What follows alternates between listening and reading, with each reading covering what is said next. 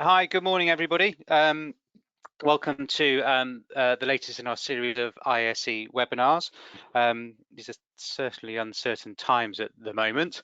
So welcome, everybody. I hope you're all keeping safe. I know it's difficult times out there.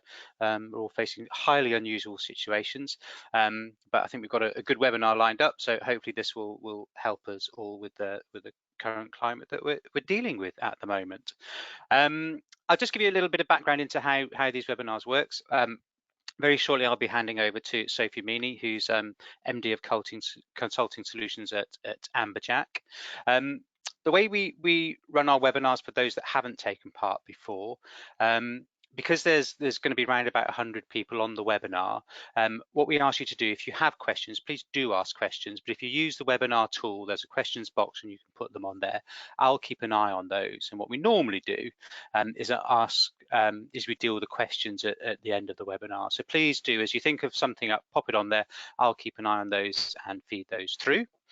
We also record all our webinars, so this will go online afterwards. So if you want to recap on anything you've heard, or if there's anything that you want to sort of pass on to other members in your team, then you can pass them the links and they can access it as well. Just before I hand over to Sophie, I thought it's probably worth giving you a bit of an idea of what we're hearing at the moment. Some of you will know that we've had a survey out in the field asking employers what their reactions are to the coronavirus crisis, and that will be going out tomorrow. That's when we'll formally launch it, but I can give you a bit of a sneak preview of what we found, although we're just finalising some of the numbers at the moment. To be fair, most employers are saying actually, around about 50% of employers are saying they just don't know actually how the coronavirus is going to impact their hiring numbers for this year. It's a little bit too early to tell, and they're very much in the process of dealing with that. But you'll find it's no surprise that over 2/3 of employers have cancelled or are switching their intern programs to some form of online delivery. Spring weeks in particular have been affected, but I think we're seeing the summer vacation schemes all starting to be cancelled, and we know some employers are thinking about how they can deliver some of that online. It's a mixed bag in terms of how employers are dealing actually with the recruitment side. So some employers are still recruiting hard, and they've managed to switch a significant amount, if not all, of their selection processes online. And I think one of the things that struck me is I thought employers might be a bit resistant to making that final offer by using a fully online process, but we know that some are going right through to offer stage, which is interesting to see. We're also finding that there's a real mixed bag of some employers where some are putting just interviews on and holding off from going to that final stage, but I think we'll see that develop rapidly over coming weeks. And in terms of actual hiring numbers for graduates and apprentices, between 20 and 30% of employers are telling us that actually they're going to freeze recruitment for the rest of the year. Actually, they're not going to recruit anymore. And obviously that varies very much sector by sector. I'm sure you'll know of some sectors that are being hit particularly hard, having to take more drastic actions, where other sectors can take a bit of a longer term view. But it really is just we've got the sort of the headlines at the moment. We wanted to get a pulse survey for where people are out, and as I said, we'll have that that report will actually be available on our website as of tomorrow. And I can give you some comfort that we will keep an eye on that. I think one of the jobs of a membership organisation like us at a time like this is to make sure we're giving you all the information, all the help and support that we can as soon as we get it. So that was a bit of overall context. I hope that was useful. What I'd like to do now is hand over to Sophie, who's going to take us through some really exciting content. I think it's going to be highly on topic and very interesting for us all. As I said, if you've got any questions, please put them onto the tool and I'll keep track of those and we'll cover those at the end. Sophie, over to you. Thank you very much, Stephen. I shall endeavour to live up to your high recommendation. At the moment, I'm even struggling to turn the tech from one slide to another, though, so you might just have to quickly bear with me. It was all going too well before. There we go. So we're going to be talking, unsurprisingly, today about the coronavirus, because no conversation at the moment could possibly happen without that being mentioned at least 10 times. But we're trying to frame it through the future talent recruitment lens, so look at the challenges, but also the opportunities that we believe exist at this juncture in time. One thing we won't be covering, just to be clear at the moment, is any educational qualification implications. I think everyone's well aware that at the moment that's still a bit of an unknown territory. I think most of you are probably aware of Amberjack, but just very quickly, it's worth saying that we are unashamed specialists in future talent in student recruitment. It is our reason for being, and we work across the full remit all the way through from early engagement and attraction all the way through to onboarding. And so we're working really closely with a number of organisations as they're exploring the implications of these unprecedented times. Rather than boring you by talking a bit about us, I thought it might be nice to share with you, just by way of a background introduction, this video that we've just put together. You're going to hear plenty of me talking, so at least this will give you a little brief break.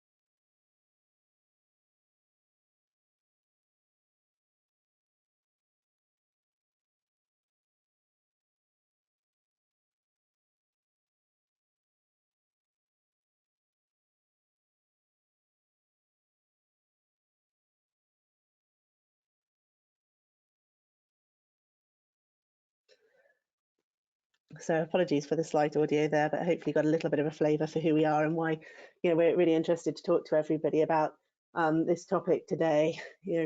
Unfortunately, future talent is not immune to coronavirus, and I know that across the country, organisations are really reflecting, as Stephen sort of said, on what does this really mean in terms of their requirement for talent, both in the immediate and then into the longer term future. I think we're all fairly well aware of the timelines, but I think one of the things that Stephen and I were just reflecting on before this webinar started is that we've been through difficult times in the past, but usually there's been a little bit more of line of sight or a lead time.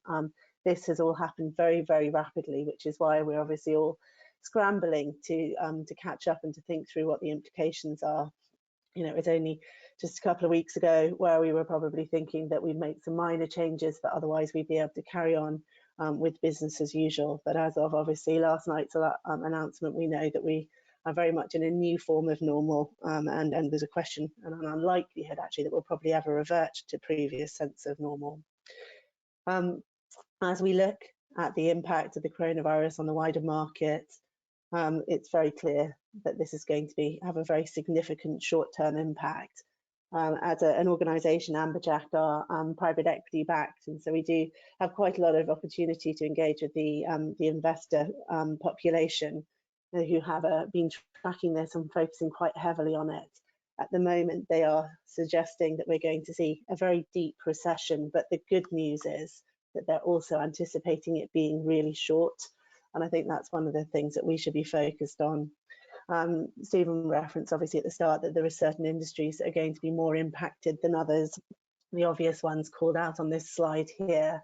And I think what's going to be interesting really is for all other industries is for them, as they work through the next couple of months, to really think through the extent to which the very significant impact on those few industries is going to translate through to the wider population. And I think we're going to probably see a little bit of a story of two halves, with certain sectors of the economy really, really struggling, and others actually potentially starting to thrive. And that's what we're going to focus a little bit on about today. While there's clearly an awful lot that we're all contending with, and I don't want to downplay, the seismic impact this is having on all lives. Within all clouds, of course, there's a silver lining, and we've been trying to really heavily focus on what the positive story is here. I think the positive story, as far as we see it, is that actually there's this accelerating the pace of digitization. It's removing barriers to digital adoption. It's proving things like home working can work, and it's helping older generations embrace new ways of engaging through technology. Businesses are also discovering just how strong they actually are.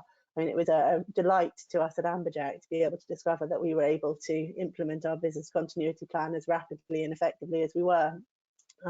Until you test it, you never know how good it is. But I think all of us are gaining confidence from the fact that we've been able to move to new normal as rapidly as we have. And I think that our experience is bound to have been, consistent with the experience of an awful lot of organisations who clearly haven't had an easy time of it, but have equally probably been quite pleasantly surprised by how quickly they've been able to adjust to the circumstances and be agile.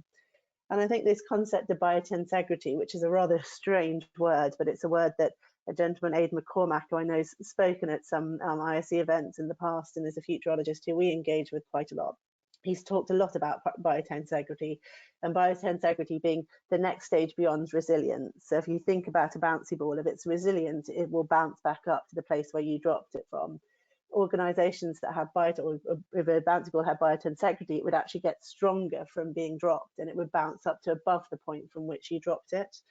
And Aid talks a lot, and actually we talk an awful lot about building organisations with biotensegrity, organisations that are so embracing of the new reality of constant change that actually they get stronger through that adversity. And instead of being knocked backwards by difficult times, they actually use those difficult times to accelerate them through to the future.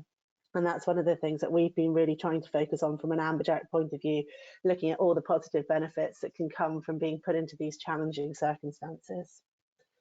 I'm going to get a little bit more practical now and a little bit more focused on future talent, and just really talking about some short-term tips for closing out this season before we then focus on build up for the new season. And this is unlikely to be rocket science, but I think sometimes at these times going back to the basics and the fundamentals is really important. Stephen has already talked about the fact that organisations are being able to continue to run their future talent programmes just all virtually. Got a little case study which I'll run through in a moment, which just shows how very possible it is and how possible it is to do it so rapidly these days because of the technology that's around. I think the most important thing, though, is to have absolute clarity. So as you're doing this, as you're looking to your future talent populations, be really clear on exactly what you're doing, why you're doing it, and what you are and aren't doing. And that goes all the way through from actually aspects to your program. Are you still open? Are you still recruiting or not? You know the answer to that, but the population will be in doubt. Being really clear on that. And then if you are still open and you are virtualizing your assessments, being really as crystal clear as possible as you can be about how people can succeed in those new assessments, because your applicants will be feeling even more unsure and nervous than anybody else is. There are some great online chat technologies available. Running those regular chats is a great way to just keep people up to date. Even just having a little bit of a regular update for people you've already offered, because they're going to be feeling really unsure about what's going to be happening with their offers. As Stephen referenced, there probably will be some organisations out there who might be having to take, particularly those in the hardest hit sectors, who might be having to take some undesirable action in relation to offers that have already been made. So hopefully for those organisations that aren't in that boat, those decisions aren't going to need to be made, but your students or your existing offers will already be wondering and will need that level of reassurance. And I think keeping them engaged in the same way that you're keeping your wider organisation engaged with in terms of your business updates and how the organisation is responding to the crisis is really important. And that goes through your whole aspects of your pipeline. So if you are still actively recruiting, making sure that all candidates at all stages in that pipeline, not just the ones towards the back end or the ones who've received an offer, do get those updates and that information. I think also probably goes without saying, but it is important to really call out with the complexity of the backdrop to what's going on at the moment, extra consideration, extra sensitivity to individuals' family circumstances is really critical as well. I talked about an example really of how this truly is possible in this day and age. One of the organisations that we work with, a big professional services business, is well known for running really sizable events. Once you add through all the assessors as well as the applicants, we're talking about hundreds of attendees at their assessment centres. And they came to us with just 24 hours notice and said, we need to turn our final stage assessments virtual. And do you know what, incredibly, it was actually possible through having technology platforms underpinning what they were doing. We were able to create virtual equivalents of all of their face-to-face assessments by making just very subtle tweaks to them. And then we were able to run that mass assessment centre on a virtual basis really successfully, surprisingly successfully. I mean, when we first heard about the request, we thought, well, in theory, this should be possible. Is it really truly going to be possible? And I have to say, it was staggering how well it actually all went with very few hiccups. And so I only really share this just to inspire people, because for the vast majority of organisations, they don't run events on that scale. And if we can virtualize an event of that scale, it is absolutely possible to virtualize any event. And so, yeah, be ambitious. And as you look to the new season, this is exactly the message that I suggest that we take through. Embrace digital and be bold. I think there've been an awful lot of commentators who suggested that the organisations and the individuals that are going to thrive through this phase are the organisations that are courageous. And I think we very much agree with that message. We'd suggest that while it's very tempting to use the current set of circumstances as an excuse for inactivity, actually this is the opportunity to really embrace the opportunity and push ahead. The world of work was already changing, and I think the fact that most organisations have been able to respond as agilely as they have to the current circumstances is evidence of that. But there is no question that this COVID-19 situation is going to have further accelerated digital adoption. So we were already facing into the most accelerated pace of technological advancement the world's ever seen. If you look at this slide and you look at the sort of length of time that it was between all the different industrial revolutions, we're about to tip into the 5th industrial revolution, less than a decade after the 4th industrial revolution. When we look at a lot of the technologies that have been around for ages, we're now starting to see the perfect conditions, which are meaning that exponential growth in their adoption. So historically, data has sat within systems. We've now got data lakes, which are knitting that data together across systems. Cloud is meaning you don't need to be physically in a space in order to access information. And compute power, it's still got a way to go. And actually, probably their story is more about the potential that it has got rather than necessarily the lack of distance traveled, because compute power is pretty impressive already. If you look at the number of processors you can fit on a fingertip, our head of tech's got some great data around this, but it's already staggering. And as we start to get closer to the world of quantum computing, that is only going to get staggeringly more vast. And then obviously our infrastructure, from things like broadband and bandwidth, etc., is increasing by the day. And all of these things are the reasons why technologies which aren't necessarily in themselves new, but are being adopted at more and more rapid pace. And I think it's really important for organisations, particularly at this time of change, to really recognise that actually this pace of technological and digital adoption is inevitable. Those organisations who are, at this particular juncture, taking a step back from any plans they may have already had in order to approach things in a different way are going to find themselves, just by standing still, moving backwards. This really is the time for organisations to be brave. It's also worth saying that although we are all rightly and understandably focused very heavily on COVID-19, it certainly isn't the only factor at play. There are lots of other underlying factors which I think organisations need to keep a firm eye on at this particular time. We've got the reality of the 100-year life. The vast majority of people alive and working today are going to be alive till they're over 100, and the vast majority of people who are going into work are going to be working for over 70 years. So we need to think about what the implications are for that. We're likely to see career sprints, which probably means that we need to look at talent recycling. So people aren't going to be wanting to do one thing for a whole 70 years, but if they've done one thing and they're not experienced in another thing, how are we going to recycle them and help them take the next step and step on the next sprint? We also need to think about the fact that actually when you're going to be working for that long, what you're offering needs to be more than a career. So what's in it for me needs to be more than just your package, needs to be more about than just a professional title. We're talking to organisations about actually the reality that maybe about 20% of our working time should be dedicated to helping individuals realise their own full potential. And I think it's been very well documented amongst the future talent population for a long time, because we've all been focused on the new generations, but doing the right thing, thinking about our organisation's impact on the wider society is absolutely fundamental.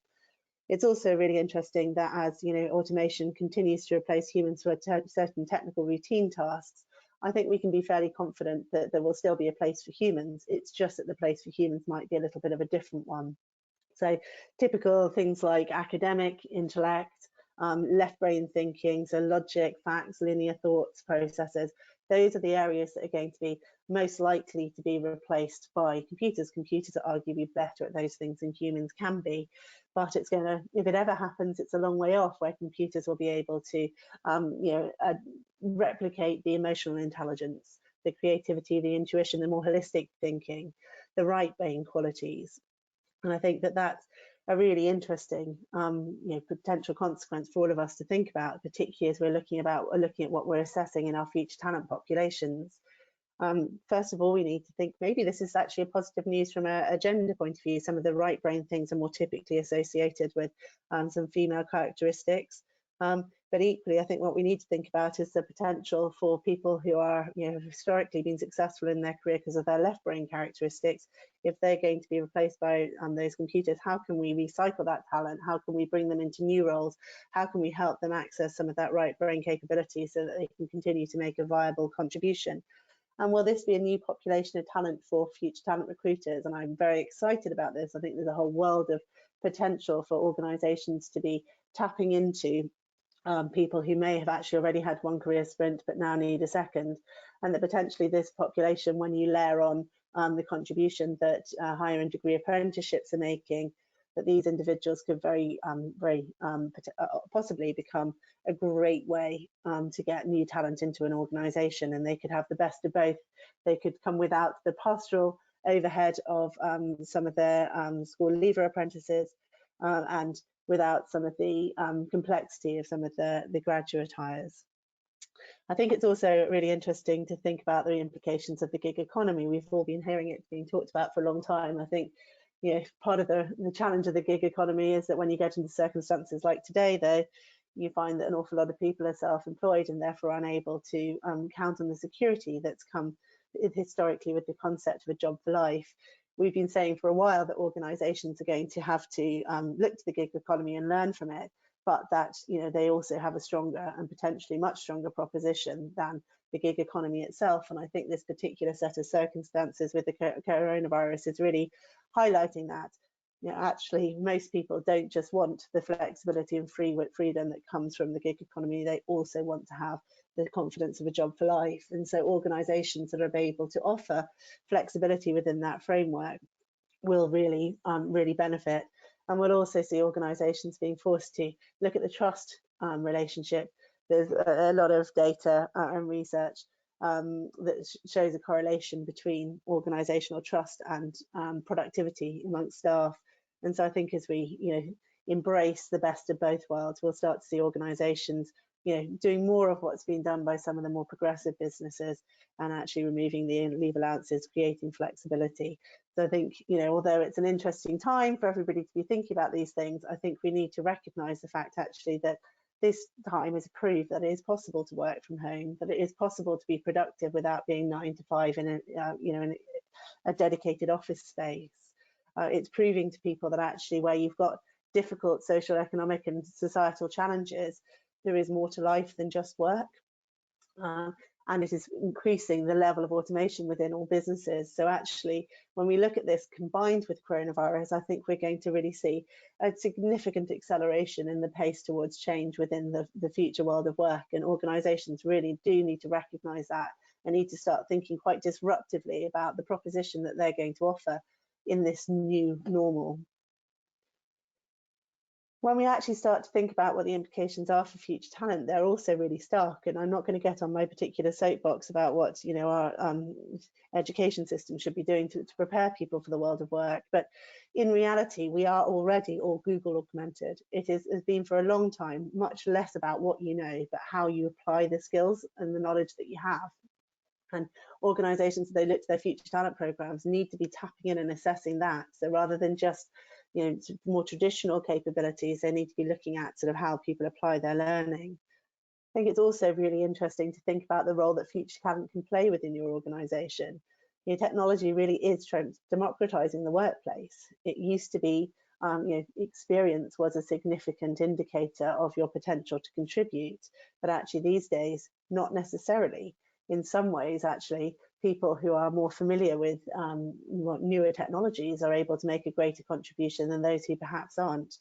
It's also very clear that in these days where we're less, industrial era premises, where we're clocking in and clocking out, these days we recognise that actually output is much more important than the time we've been in the office. And I think organisations are going to have to do some very, very serious thinking about what that means, because it's really challenging. Sorry, just wanted to build on that as well. It also has some implications for our sort of organisational hierarchy.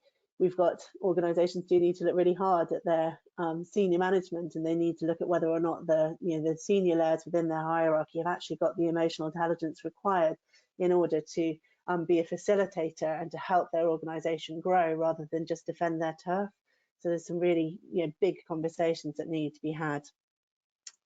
The reality of all of this is actually, we think, a very positive story, because as computers increasingly take on the tasks that have historically turned humans into computers. So if you think about the industrial era, where we've all been very process orientated, when we've been heavily managed, where we haven't been able to be massively creative, we've just had to be able to be very focused and task oriented. Those sorts of things are going to be taken over by the computers, and they're going to enable us to be human again, and that's brilliant. But as we enter, ironically, the digital era, the more human era, we really need to think about what does make us human and how we can actually engage with other humans.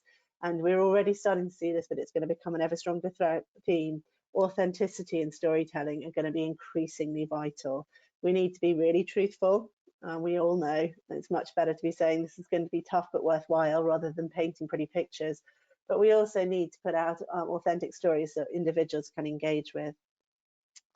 Now, we talked a lot about the pace of technological advancement, and I think what's really important, though, is that people recognise technology needs to be behind the scenes, not front of scenes. I think this past year, or this past couple of years, we've seen people bringing technologies to the market that really exploit the full potential of what technology can do. And to some extent, those technologies have been solutions in search for a problem.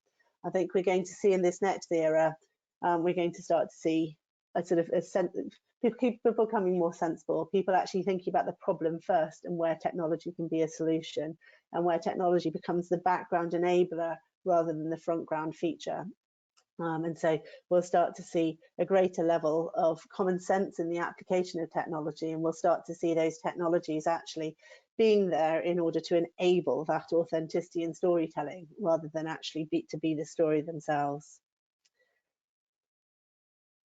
Now, I'm conscious of wanting to make sure that we allow enough time for questions, so I'm going to keep up the pace. But there's what does this actually mean for future talent programs? I think an awful lot of people at the moment are understandably paralysed by the sheer number of questions we don't know the answer to. A lot of people really focused on the unknowns rather than the knowns. And unfortunately, I think the reality is that those unknowns are going to be unknowns forever. And actually, we're going to have an increasing level of unknowns. We're going to be facing into a world where there's more ambiguity and more uncertainty rather than less. And so people who are sitting there and waiting for the answers are going to find themselves in a whole world of trouble. Instead of waiting for answers to all the questions we might need, instead we need to focus on what information we do have. And I think one of the things that is really self-evident for us as an organisation, and one of the reasons why we've focused very heavily on this space, is because where change is the only certainty, the only thing that matters, and we would really go very strongly on this from a future talent perspective, is potential. And what do we mean by potential?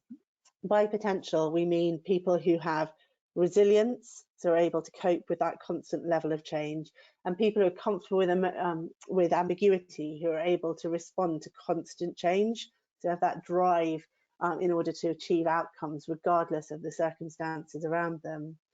We're also talking about creativity, and this I've already referenced is one of those things that make us human, but creativity is all about the ability to be forward thinking and to be broader in our thinking. This is the bit which will differentiate humans from computers. But clearly, we also need to understand those computers, so our ability to properly see things through a digital lens is also absolutely critical. So applied technical sparks, digital creativity, fundamental. And then this final piece, which I've already sort of referenced indirectly, historically, organizations have been focused on general intelligence, aptitude. We're saying this is the new cognitive era where we're going to be focused on applied intellect. So less about the pure academic smarts, much more about the street smarts. So overall, when we're talking about potential, we're talking about people who are able to adapt to changing circumstances, to apply their learnings from one situation to another, and to come up with creative and innovative solutions in the context of a constantly changing and digitally enabled world.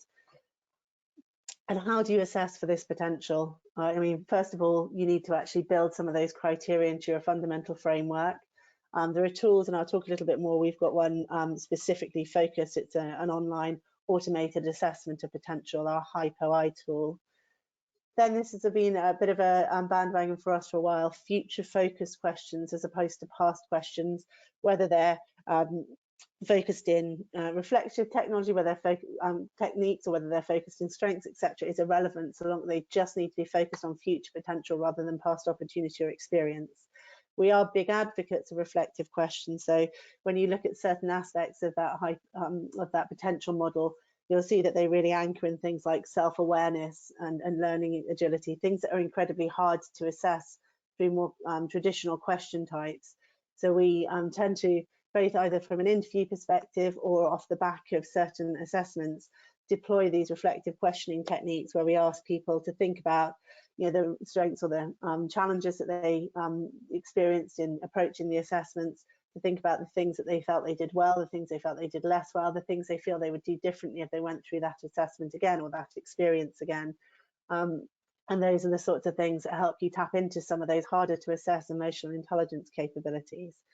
We do also talk a lot about the idea of putting people into difficult or challenging circumstances, using defamiliarization exercises, so putting people into some of the more extreme reality cases that they might experience in work, not necessarily the situations they experience every day, but they might experience 2, 3, 4 times over the course of a 3-year program.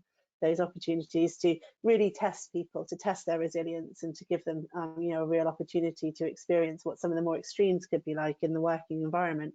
If you then employ the reflective questions on top of that, you can really tap in. So we'd be saying to all organisations, you need to be looking for potential, and you need to be assessing the potential using some very specific and tailored techniques. So really just starting to frame into the conclusions here, we recognise that this is super challenging times. There is a lot of adversity, a lot of challenges, a lot of details that all organisations need to be working through. But we're recommending at the same time, rather than being paralysed by all of that can be very overwhelming, to not use that uncertainty as an excuse for inaction, but to actually embrace the acceleration that is being driven by COVID-19, the acceleration of the digital transition, as an opportunity and use it as an agent for change, to push your processes and programs ever more virtual, and also to really truly reevaluate the skills and capabilities that you're going to need from your future talent populations as you face into the future. I also just wanted to extend to everybody on this webinar, but also to the whole of the ISE membership, an offer from Amberjack. We do recognise that these are super challenging times for all organisations, and we truly are here to help, and to help on a non-commercial basis. We're happy to offer use of our digital platforms free of charge for the duration of this crisis. And we are also happy to offer advice on digitising your processes or adapting existing materials, again, without charge. And I'm just going to very quickly give you a snapshot of what those systems are.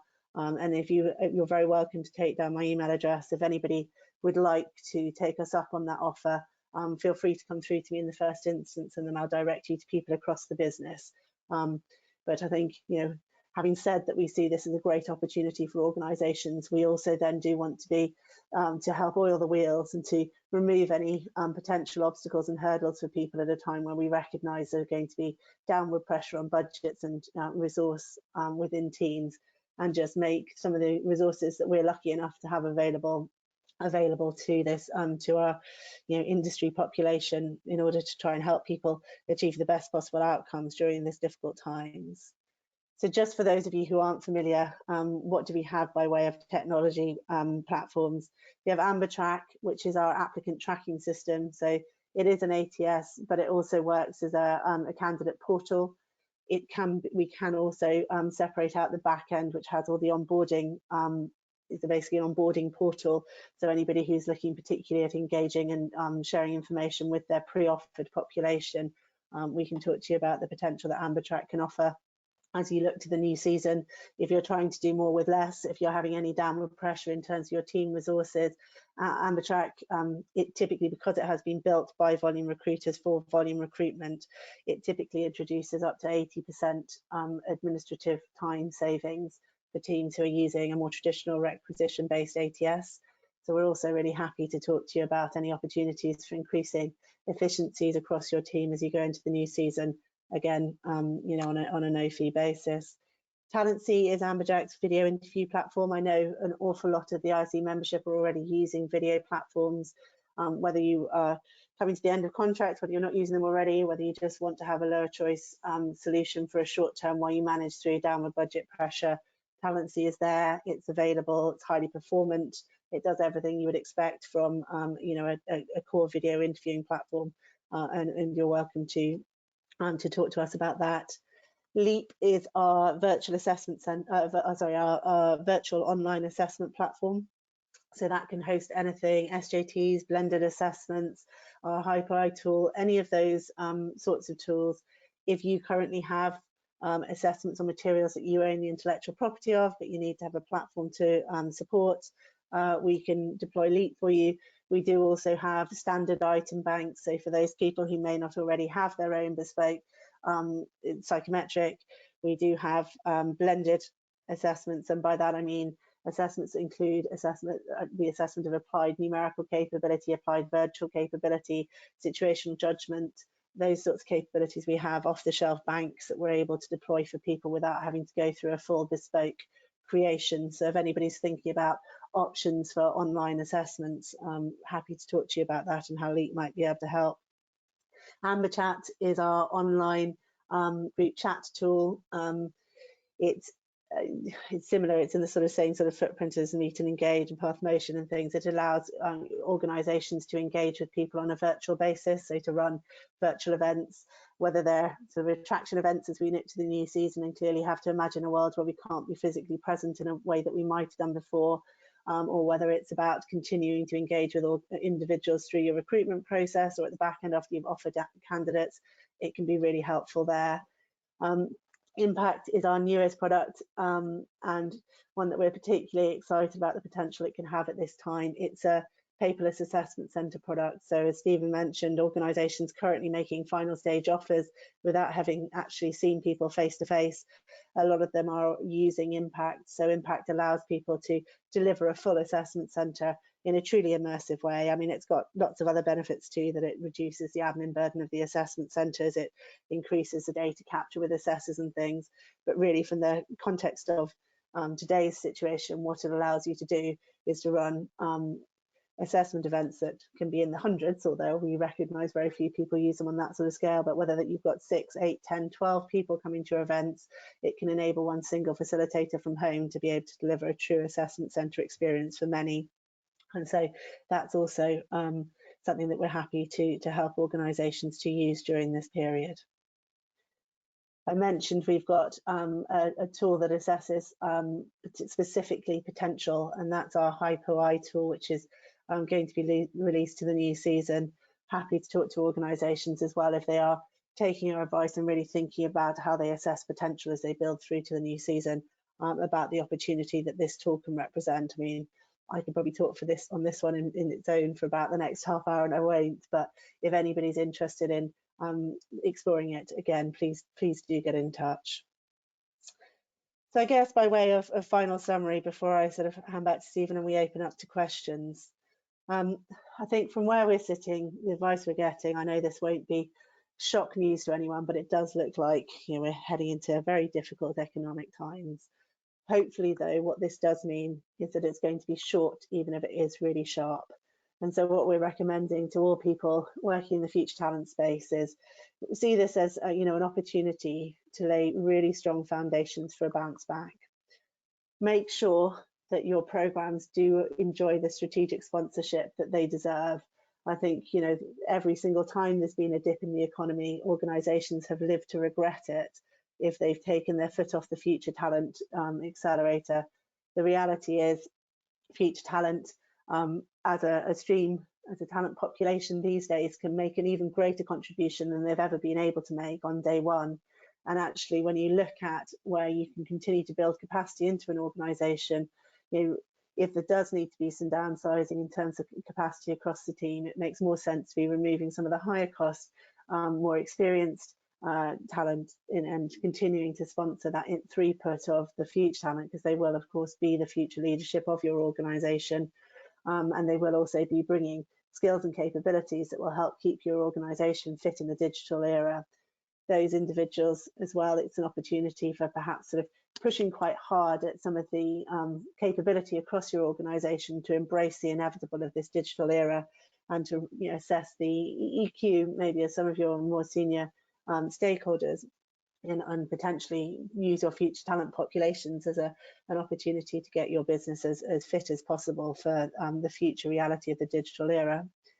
And while this is going, obviously maintaining forward momentum, I think the reality is that an awful lot of people will be thinking, oh my goodness, given the context of what's going on within the business, it's really hard for me to be talking about future talent. And I have huge sympathy for that. I've been myself head of future talent within organisations at the time of downturns, and I recognise that when you've got people worried about, you know, commercial realities, potential redundancies and things in the business, future talent can feel like it should be going into the luxury category. But the reality is that it's those organisations that have a face to the future, and those organisations that use this pause in order to catapult themselves forward, who will not only come out of this strongest, but will also do the best in this particular time frame. It's the reality. If you look at the retail sector, for example, those organisations that were already most digital are the ones who are going to be most resilient. And so this isn't just about helping yourselves when you come out of the other side. It's also about making sure that you're as effective as you possibly can be in the short term. So at that point, I'm just going to stop talking. I hope that was useful content. I'm very willing to continue the dialogue. I know we've got a lot of people on the call, but at any time you've got my email address. I'm very happy to talk about your specific organisational circumstances after this. But Stephen, I don't know if we've had any questions. We do have a couple. So thank you, Sophie. That was really great content there. You took us through an awful lot of stuff in a relatively compact period of time. I've got a couple of questions on here. So just a reminder to those of you who have joined this webinar, if you do have a question to ask, just pop it on using the questions tool and I will pass it on to Sophie. One of the questions was, this is one for us actually, how and when will the recording of this webinar be made available? It takes a little while to process it, but we should be able to get it up on our website in the webinar section by tomorrow. But a question here for you, Sophie, and this comes from Emma Hill, who I'm assuming is from a university or possibly works in a school, saying, is there any specific advice we could pass on to students about what they can be doing at the moment to make themselves more employable, i.e. updating digital skills, online learning, networking over LinkedIn, anything else we could be telling them? Well, that was an interesting question, Emma. Funnily enough, one of the things that Steve and I were talking about before this webinar went live, one of the big challenges at this time is, of course, the fact that a lot of the circumstances around coronavirus mean that really individuals are restricted to the things that they can do from their own home. So I'm probably not likely to give you some huge insights that you won't have already drawn yourselves. There are amazing online resources. I'm sure everybody's aware of everything from the likes of Barclays Life Skills all the way through to individual employer resources that exist. There are opportunities, obviously, to engage in volunteer activities in local communities as well, which shouldn't be underestimated in terms of just building some of that experience capability. But I think beyond that, it's really challenging. So I think it's a good and fair question, but I'm afraid I don't necessarily have a deeper response. I don't know, Stephen, if there's anything you'd like to build on to that you've sort of come across from other avenues. Yeah, well, I agree that it is difficult, because normally when something, in what could be a recessionary period, you advise students to do volunteering, to get out there and do stuff, and of course that's just not practical for most students at the moment. So I think one of the things that we'll be keen to push out the message to students is that, yes, there is a shock to the system. I think your comment, Sophie, was really good, that it could be quite deep, but hopefully relatively short, and we do come out the other side. There will be opportunities out there. I mean, if you go back to the data from the financial crash, there were employers that didn't fill all their vacancies. So I think those students that keep an open mind, keep flexible, if they haven't got a job offer yet, they do keep exploring what those options there, and as much as possible, show that they're proactive and they stay in the game. I think there's a danger that students just assume that nobody's recruiting, everything stops, and they give up to a certain extent. So I think it's a bit beholden on us all to get that message out there. For some people, it will be right they do a bit of further study. I'm always a bit nervous about people who rush into postgraduate study, because they might be doing it for the wrong reasons, and that can be, quite an expensive way of doing something else that may not necessarily generate a particularly differential career outcome. But it is something we'll be keeping an eye on and seeing if we can do as much as we can to point students in the right direction. And I think the other thing is, from the financial crash, is the market did bounce back quite quickly in terms of graduate numbers. Yes, there was about 25% drop in vacancies, but within sort of 12 to 18 months, vacancies were growing again by double digits. So I think that is something that we definitely need to keep pushing out there. Another question here, Sophie, which is, how can universities prepare students for the virtualised assessments? Great question. And the honest answer is, in a very similar way to the face-to-face assessments, the reality of modern working these days is that actually an awful lot of it does happen virtually, and that's why it's been so quick and easy to virtualise a lot of assessments, because assessments for quite a long time have been anchored in job simulation, and therefore we've been able to take the assessments online by just continuing to simulate that job, but to reflect the elements of the virtualization of the role. So I think, as is ever true, they need to look at the communications and the advice and guidance that comes from the employer, because there will be a range of different types of assessments being deployed. I think, the point I hopefully made earlier for employers to really embrace is how even more than normal, we need to be providing that advice and guidance on an organisation by organisation basis to ensure that it's tailored and not generic. But I think that there are really practical things that people need to do. They need to make sure that they've got access to modern hardware and with modern software and browsers available. And that's one that perhaps we don't talk enough about. We assume that all future talent applicants have got access to great technology, and that's not necessarily true. And I think there's a role that hopefully institutions can play in providing that level of support. But for individuals who are going to be taking these assessments, they need to know that they're not going to have any blockers to the experience, because that just adds to the stress. So all organisations deploying virtual technology should be providing information around the technology setup that individuals require in order to have an optimal experience. And it's really worth students taking that seriously.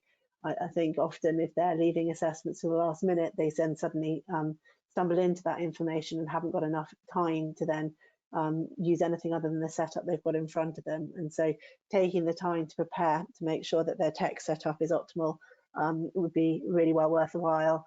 I also think that extends through to just really practical things when you're all working from home, when you've got the reality of students being likely to be taking assessments in a household where they've got younger siblings running around, where they've got their families around them, just trying as much as is possible to find themselves a quiet space where they're not going to be interrupted, again just to remove that stress.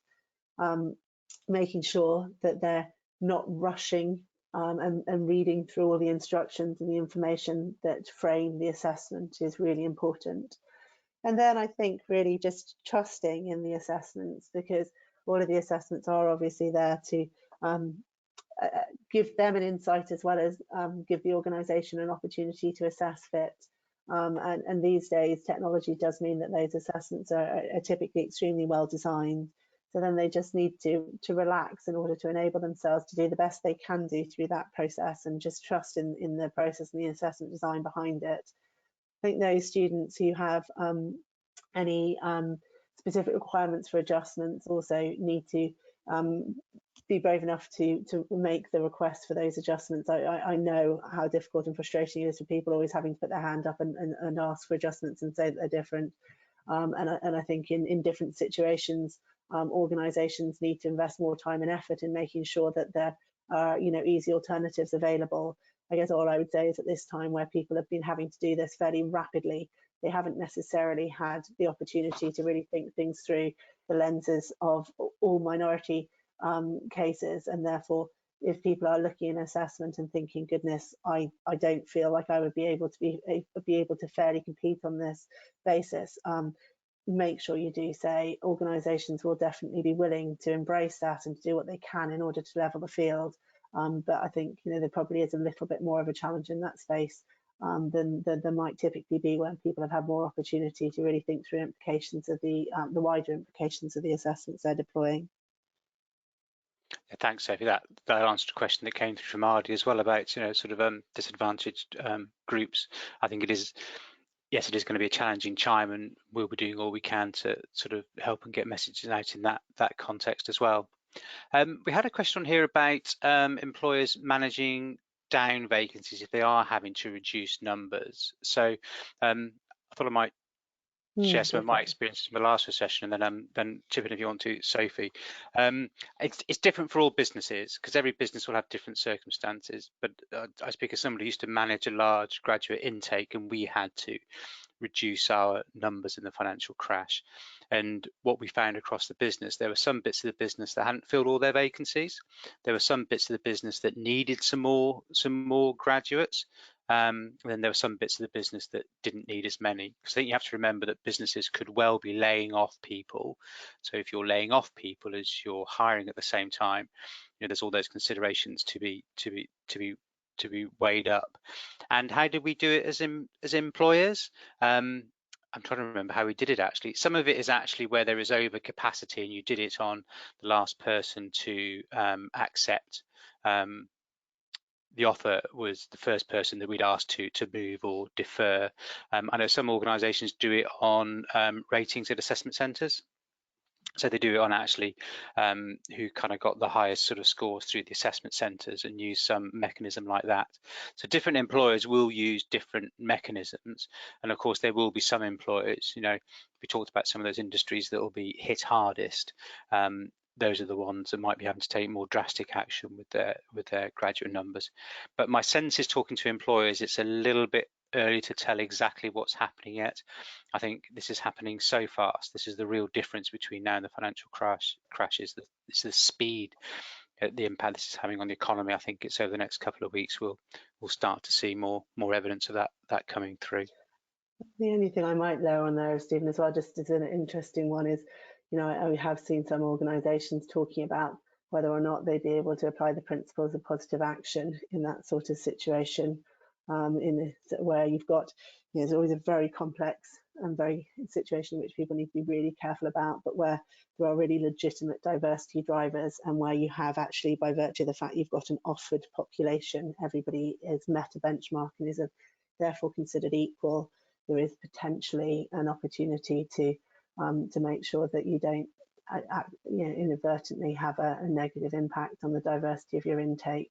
at that time too, which, again, is something if people are thinking about, we're happy to help guide, because it's a tricky and sensitive space. Yeah, that's a really good point. And that's our advice to employers, which is to get really good advice from the likes of, Sophie, who's experienced some of these situations before.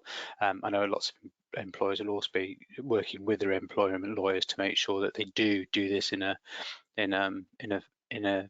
fair way, and making sure people are treated properly. I had a question, Sophie, and I wondered how, because when this happened, I was interested to see, I could imagine lots of employers moving very quickly to, I mean, at a very simple level, you can do interviews via Skype. And I know more sophisticated employers, as you've mentioned, are moving some of their assessments online. Do you think many will go all the way through to actual offer without seeing a candidate face to face? Well, certainly amongst all of our clients who are still recruiting, they are, Stephen. Yeah, we have seen, we work with between 30 and 40 organisations in this space, and everybody who still had open vacancies has been moving to a world in which they were making offers without having actually seen people. And I think by virtue of the fact that actually most of those organisations, a lot of our clients are some of the bigger and better known, they felt fairly early on that they needed to take the advice of the government really seriously, and not have mass gatherings and things. So yeah, we have seen a lot of that happening. And I'm not sure whether we'll see that continue through. I think once the restrictions on groups coming together are removed, we will then see people, even if they've digitized their whole process, probably still wanting to meet people. But interestingly, the question will be whether they meet them before offer, or whether they actually then have offer acceptance events. So we have seen a couple of organisations who will get all the way through to the point of making them an offer, but then actually allow the student to come in and spend some time within the organisation and really then make an informed decision on whether or not they accept. And I think that could potentially be something that we'll see a little bit more of once people have got sort of comfortable by having their arm twisted, had to get comfortable with the idea of making offers without having met people. And I think certain organisations, so I know one of the big four, for example, for the last 2 years, so without any of the coronavirus pressure, they've been making offers without the business having met people, which was fairly, quite a big and bold step. So they were actually, the whole student recruitment team were the only people who assessed people throughout the process. And so we may start to see organisations taking a little bit more trust in the assessment process, and reducing the amount of time they need to invest in the selection process until they're then with the population of people who they know they want, and then they can invest time and effort in making sure that they join, and that they make the right decisions. Yeah, I think it'd be interesting, won't it? Because there's been lots of talk that it's been possible. We've known for a while now to be able to do all your recruitment 100% online. You don't necessarily need the face-to-face bit. Sophie and I were chatting just before we started this webinar. There was some academics did a study on the London Underground system, and then there was a really prolonged strike, and people had to find different ways to get back into work. And what that study found was that actually, once everything went back to normal, about 20 to 30% of commuters stuck with their new way of working. They didn't revert back to the old ways, because finding different ways of doing things, new behaviours, better ways of doing things, actually that stuck. I think that's going to be a really interesting thing to look at. I'm sure our market will shift again as a result of this. I'm conscious that we've reached the full hour. We've covered all the questions that I think people have asked online. Sophie had her email there, so I'm more than happy for you to follow up, and that's a great offer for making your tools available for free, Sophie. That's very much going to be appreciated. The Pulse survey, as I said, is out tomorrow. It will be online on the website. If you go into the knowledge section, you will find it there. As I said, once a technology kind of downloads this webinar, and we double check that it's all recorded okay, we again will put that online onto our website, and you'll be able to get it there to either to look at yourself again or to pass it along to other members in your team. And as you'll see, Sophie has just popped the slide back up that has her email address on there. So thank you very much. As I said at the start, I mean, we as an organisation, we're changing the way that we work. We're all working remotely now, and we are currently in the process of producing more content that we're going to do through webinars, through podcasts, through online reports, so we can do as much as we can to help you through this difficult time. So thank you for your time today. Really thank you very much, Sophie, for a great session, and everybody please take care of yourselves. Talk again soon. Bye bye now. Thanks, Stephen.